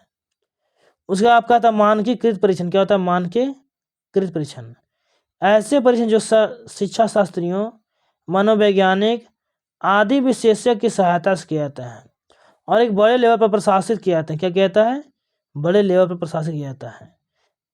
उसका आता है आपका आत्मनिष्ठ परीक्षण। ध्यान दीजिएगा, परीक्षक के व्यक्तिगत निर्णय के आधार पर होता है। किस पर आधार होता है, परीक्षक के व्यक्तिगत निर्णय के आधार पर होती है। उसके बाद आपका आता है वस्तुनिष्ठ परीक्षण। क्या होता है, वस्तुनिष्ठ परीक्षण, यदि एक परीक्षण पर किसी परीक्षार्थी को अलग अलग परीक्षकों द्वारा एक जैसे अंक प्रदान किया जाते हैं तो वह परीक्षण वस्तुनिष्ठ कहलाता है। क्या कहलाता है, वस्तुनिष्ठ कहलाता है। उसके बाद आपका आता है निपुणता परीक्षण। देखिए यहाँ पे थोड़ा सा नीचे आ गया, कैसे पता नहीं चला। इस परीक्षण के द्वारा किसी विशिष्ट काम के संबंध में बच्चों की उपलब्धियों का मापन किया था। क्या किया था, बच्चों की उपलब्धियों का मापन किया था निपुणता परीक्षण में। उसके बाद आपका आ गया उपचारात्मक शिक्षण। देखिए ध्यान दीजिएगा, यानी निदान करने के बाद क्या होता है, उसका कमी पता लगता है, उसे क्या करते हैं, निदानात्मक करते हैं। तो उपचारात्मक शिक्षण निदानात्मक परीक्षण के बाद आता है। क्या होता है, पहले हम निदान करते हैं, उसके बाद उपचार करते हैं। ठीक है, तो वही कह रहा है कि उपचारात्मक शिक्षण जो है से निदानात्मक परीक्षण के बाद आता है, क्योंकि नैदानिक परीक्षण के द्वारा पहले छात्रों के अधिगम में होने वाली कठिनाइयों का जानकारी प्राप्त किया जाता है। क्या कहता है, तो नैदानिक परीक्षण के द्वारा छात्रों को जो अधिगम में कठिनाई हो रहा है उसको प्राप्त किया जाता है, और उसके बाद उपचारात्मक शिक्षण के द्वारा उन्हें दूर करने का प्रयास किया जाता है। यानी कह रहा है कि निदानात्मक परीक्षण जो हुआ था, पहले उसको डायग्नोस किए, पता किए कि कहाँ पे इसको समस्या है, और उसको पता करने के बाद हम उपचारात्मक शिक्षण में उसको दूर करने का प्रयास करते हैं, उसे बोलते हैं उपचारात्मक शिक्षण। अब आता है उपचारात्मक शिक्षण का महत्व क्या क्या होता है, ये भी पढ़ना है। तो बच्चे के सीखने के दौरान आने वाले कठिनाइयों को दूर करने का प्रयत्न किया जाता है। इसमें क्या किया जाता है, जो बच्चे का सीखने के दौरान जो कठिनाई आ रहा है उसको दूर करने का प्रयत्न किया जाता है। बालकों की क्षमता को सही दिशा में मोड़ने की सहायता मिलती है। क्या मिलती है? बालकों की सही क्षमता को सही दिशा में मोड़ने में सहायता मिलती है। बालकों की व्यक्तित्व संबंधी समस्याओं का निराकरण हो जाता है। क्या होता है? समस्याओं का निराकरण हो जाता है। उपचारात्मक शिक्षण से बच्चों के आत्मविश्वास में वृद्धि होती है। क्या होता है? उपचारात्मक शिक्षण में बच्चों के आत्मविश्वास में वृद्धि होती है। उसका बाद छात्रों द्वारा की जाने वाली त्रुटियों के सुधार के साथ साथ भविष्य में होने वाली त्रुटियों से भी बचाव हो सकता है। क्या होता है? भविष्य में होने वाली त्रुटियों से भी बचाव हो जाता है। कह रहा है कि शिक्षण रोचक, उद्देश्यपूर्ण और प्रभावशाली बनाने में सहायक होती है। क्या कर रहा है? शिक्षण कैसा होता है? तो रोचक, उद्देश्यपूर्ण एवं प्रभावशाली बनाने में सहायता मिलती है। ठीक है, चलिए क्लियर हो गया। तो साथ ही आपका हिंदी पेडागोजी यहाँ तक कंप्लीट हो गया है। तो आपसे उम्मीद करता हूँ कि आपने अगर वीडियो को अभी तक लाइक नहीं किया तो वीडियो को प्लीज़ लाइक कीजिए, और कमेंट करके आपके जैसी राय है, जैसा लगा वीडियो आप ज़रूर बताइएगा, क्योंकि आपके लिए मैं बहुत ज़्यादा मेहनत करता हूँ। तो चलिए साथियों, अगर सब्सक्राइब नहीं सब्सक्राइब करिए, क्योंकि एग्जाम तक क्लास चलने वाला, इसी प्रकार का आपका सारा विषय का मैराथन यहाँ पे हो जाएगा। तो मिलते हैं अगले क्लास में, तब तक के लिए जय हिंद, वंदे मातरम।